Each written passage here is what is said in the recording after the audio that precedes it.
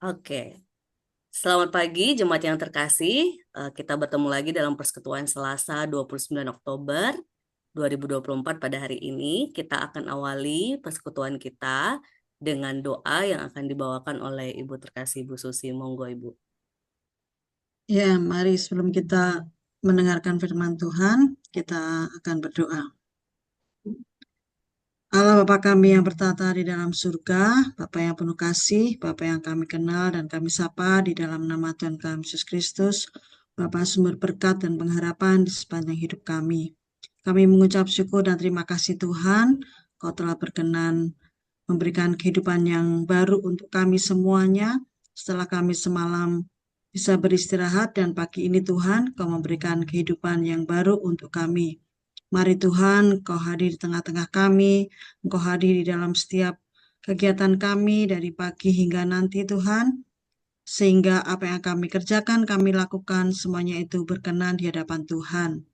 Bapa, sebelum kami lebih lanjut melakukan aktivitas dan kegiatan kami, Engkau menggerakkan hati kami untuk dapat mengikuti persekutuan doa pagi setiap hari Selasa.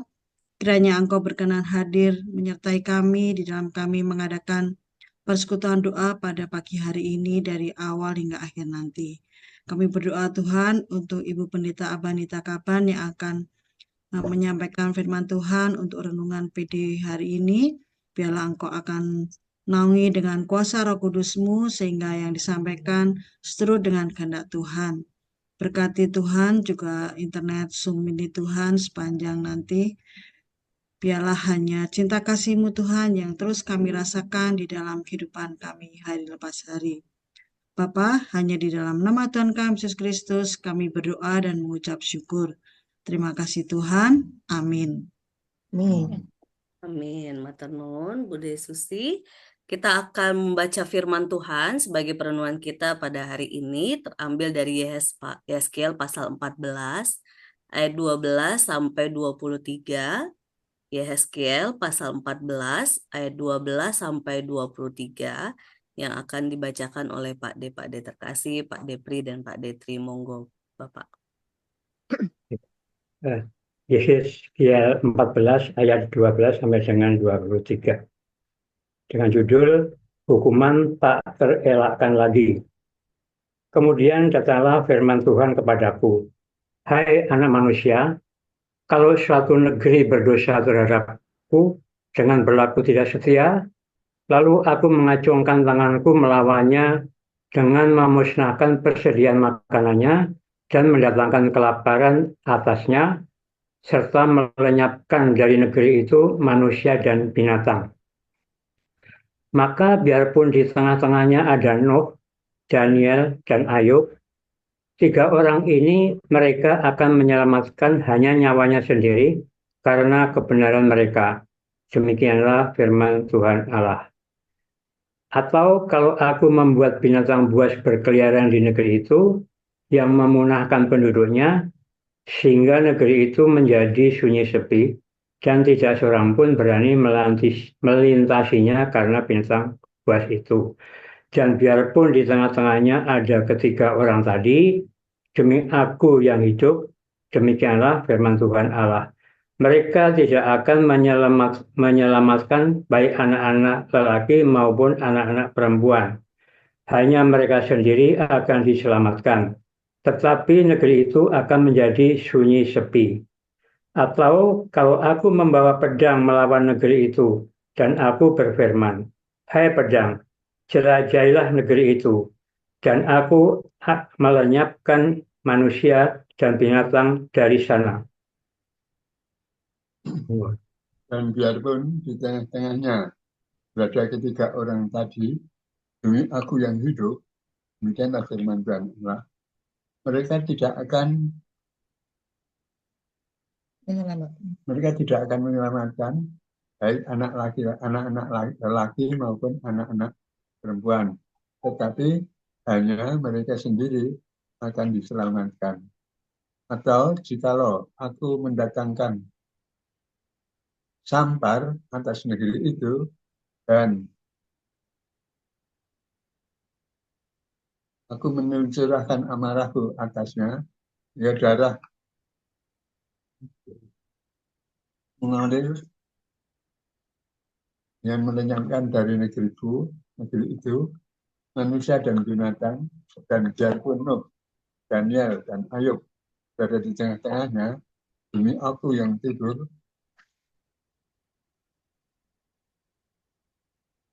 demi aku yang hidup, demikianlah firman Tuhan Allah, mereka tidak akan menyelamatkan baik anak laki-laki maupun anak perempuan, melainkan mereka akan menyelamatkan hanya nyawanya sendiri karena kebenaran mereka. Ya, inilah firman Tuhan Allah. Jauh lebih dari itu, kalau aku mendatangkan keempat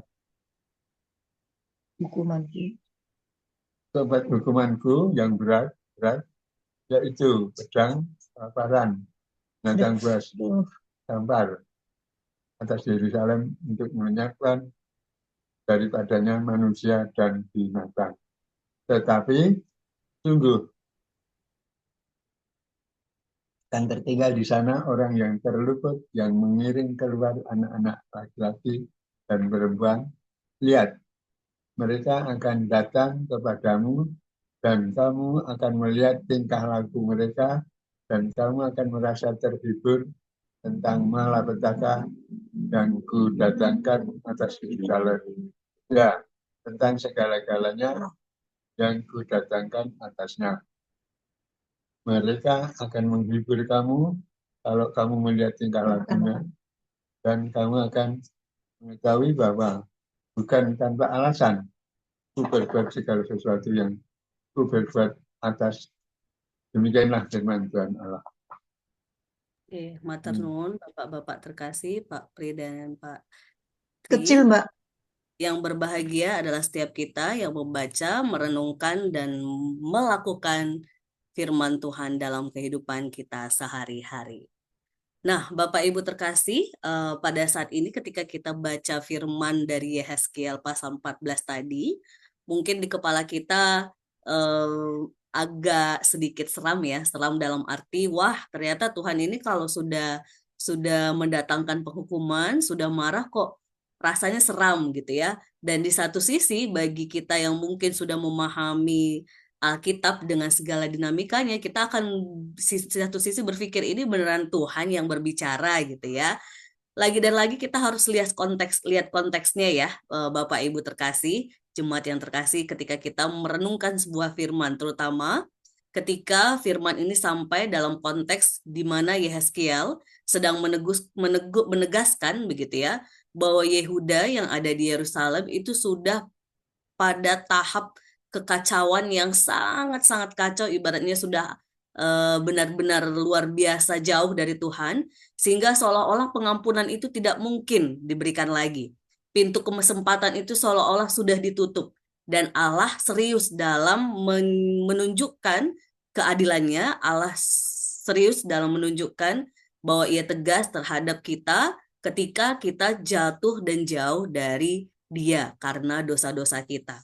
Tetapi lagi dan lagi ketika penggambaran yang digambarkan oleh Yehezkiel dalam bacaan kita tadi, memang seakan-akan seolah-olah kok Allah ini tidak punya belas kasihan, Allah begitu seram, memusnahkan gitu ya. Tetapi yang kita soroti bukan sisi di mana oh Allah kita serem, Allah kita tidak punya belas kasih. Bukan demikian ya, jemaat yang terkasih.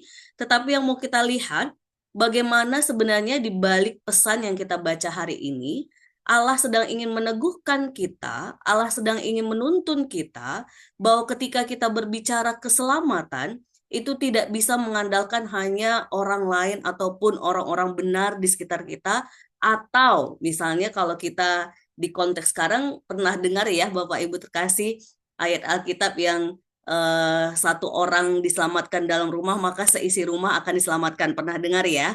Yang dalam arti kadang-kadang kalimat ayat ini sering dibuat apa ya? Dibuat bagi orang percaya seolah-olah ya udahlah satu orang aja yang rajin gereja, rajin baca Alkitab, rajin doa udah cukup, nanti kita satu keluarga selamat. Padahal bukan demikian, Bapak Ibu terkasih, karena dalam bacaan hari ini justru kita seolah-olah diteguhkan.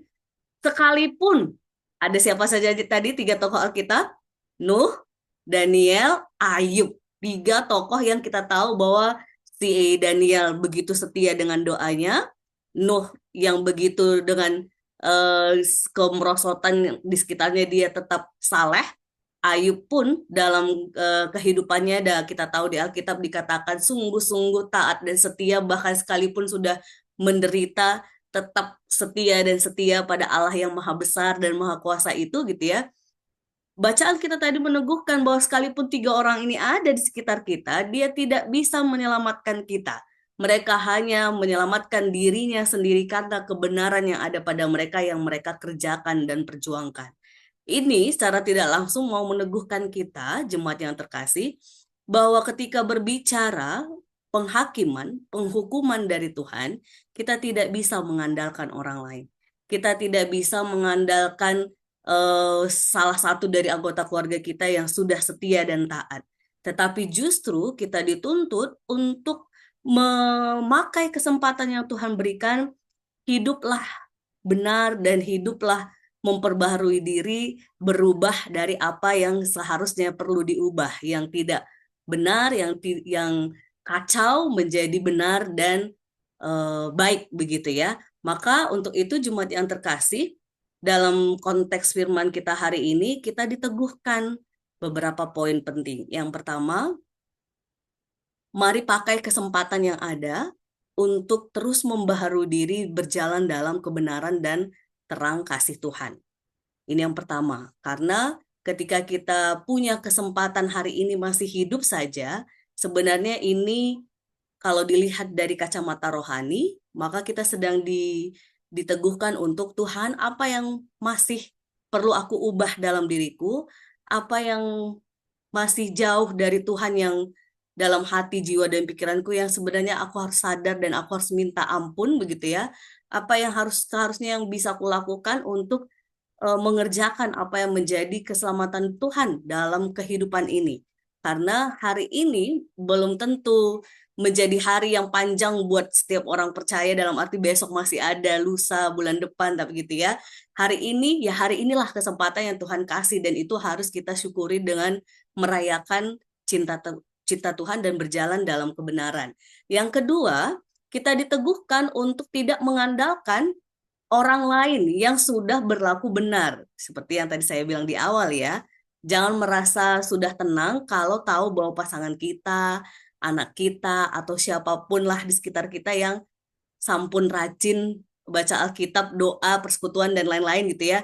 Jangan andalkan mereka, tapi tanggung jawab iman itu adalah tanggung jawab kita pribadi kepada Tuhan. Sehingga ketika kita berbicara keselamatan, kerjakan keselamatan kita secara pribadi dengan tanggung jawab, dengan sukacita, dengan tuntunan yang dari Tuhan. Lalu, jemaat yang terkasih, dari firman hari ini kita juga diteguhkan bahwa Allah itu adil dalam memberikan penghukumannya begitu ya. Sehingga dengan keadilan ini bukan berarti kita menjadi takut, tetapi justru kita semakin berjuang menyatakan yang benar, melakukan yang benar, sekalipun kita menderita. Karena keadilan dari Tuhan itu pasti akan datang untuk setiap kita yang berjuang dalam kebenaran. Nah, inilah yang memang menjadi menarik bagi kita jemaat yang terkasih, karena ketika kita melakukan sesuatu yang benar, melakukan sesuatu yang sesuai dengan kehendak Tuhan, banyak tantangan begitu ya. Tetapi kita seolah-olah diteguhkan bahwa ketika keadilan secara dunia tidak kita dapatkan, keadilan dalam Tuhan itu menjadi sesuatu yang tidak bisa kita elakkan dan pasti akan nyata untuk seluruh umat dengan segala keputusan dan kebenaran yang dibuat oleh Tuhan. Nah, beberapa poin ini jemaat yang terkasih yang menuntun kita, meneguhkan kita untuk menghayati tema besar minggu ini begitu ya. Kalau secara bulan keluarga kita konteks GKJ, panggilan kita dalam panggilannya gitu ya, dipanggil oleh Tuhan gitu ya. Kita diajak untuk terlibat dalam keselamatannya, dalam kasihnya, dalam anugerah pemulihannya begitu ya.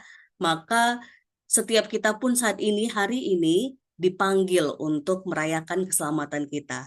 Jangan mengandalkan orang lain, jangan mengandalkan besok masih ada waktu, jangan mengandalkan bahwa ukuran dunia lebih penting keadilannya daripada keadilan Tuhan. Jangan demikian, tapi justru dengan kacamata bahwa hari ini adalah kesempatan yang masih Tuhan pakai, maka hari ini kita rayakan dalam cinta kasih Tuhan dan kebenaran firman Tuhan.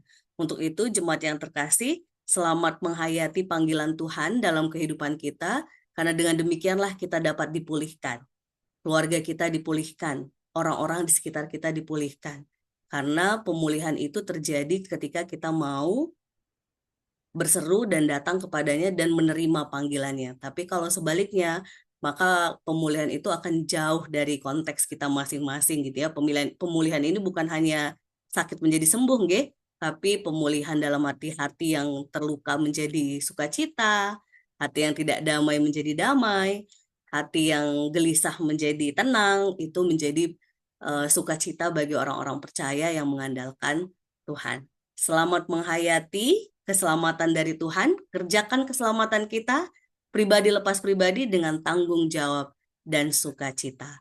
Amin. Kita akan responi firman Tuhan ini dengan lagu yang sudah familiar dan kemarin pun dalam ibadah kita pujikan, tapi versi bahasa Jawa begitu ya. Kali ini kita nyanyikan versi bahasa Indonesianya. Hidup ini adalah kesempatan. Kita pujikan.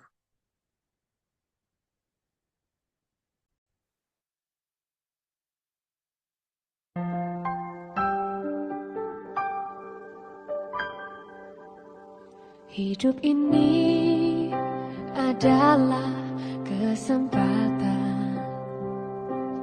Hidup ini untuk melayani Tuhan. Jangan sia-siakan waktu yang Tuhan beri. Hidup ini hanya sementara. Sekuntum bunga di pagi hari, mekar indah yang hijau. Demikian Tuhan mendandani rumput, gugur bunga bila panas terik. Oh Tuhan, pakailah hidupku selagi aku masih kuat. Bila saatnya nanti ku tak berdaya lagi, hidup ini sudah jadi berkah.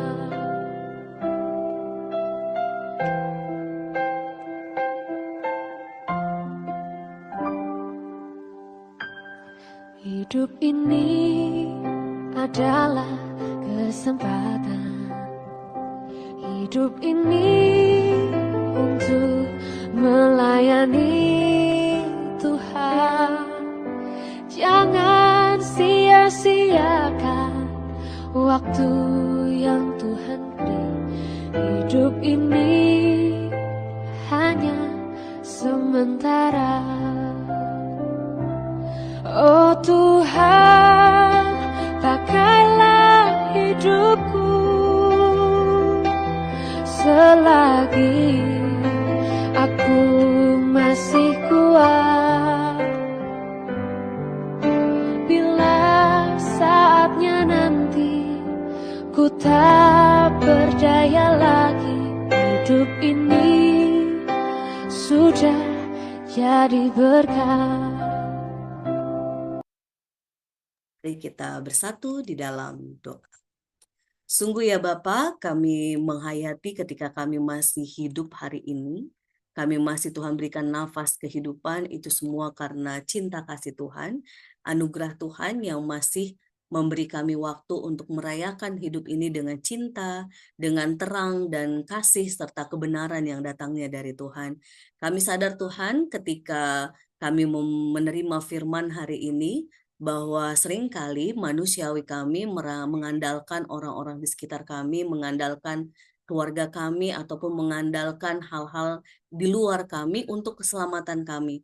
Padahal sejatinya kami bertanggung jawab atas diri kami sendiri ketika membangun relasi dengan Tuhan, membangun relasi dengan kasih kepada diri dan sesama kami. Untuk itu Tuhan, teguhkanlah kami ketika kami sadar kami telah diselamatkan oleh kasih anugerah-Mu, kami pun mau mengerjakan keselamatan itu dengan tanggung jawab, dengan sungguh-sungguh, dengan cinta kasih yang datangnya dari Tuhan. Dan mengerjakan keselamatan itu bukanlah sesuatu yang mudah, ada banyak tantangan, ada banyak suka duka, sakit sehat, tetapi kami percaya Roh Kudus Tuhan yang menolong kami sehingga dengan segala kapasitas, talenta kami dapat diberkati dan menjadi berkat untuk kemuliaan nama Tuhan. Terima kasih ya Bapa, terima kasih. Di dalam nama Tuhan Yesus kami serahkan kehidupan kami, pribadi lepas pribadi ke dalam tangan pengasihan Tuhan, sehingga Roh Kudus Tuhan yang menuntun kami mengerjakan karya panggilan keselamatan yang Tuhan anugerahkan. Amin.